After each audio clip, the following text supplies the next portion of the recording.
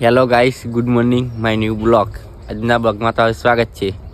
આજે આપણે કોઈ કામ નથી, ચલો જઈએ ખેતરમાં, રખડીને આવીએ પાછા. હા ગાઈસ, આપણે આવી ગયા છે રસ્તા પર, ચલો જઈએ ખેતરમાં. જો કાલ આપણે બાઇક ભોય નાખી હતું, તે સાઈડ તૂટી ગઈ.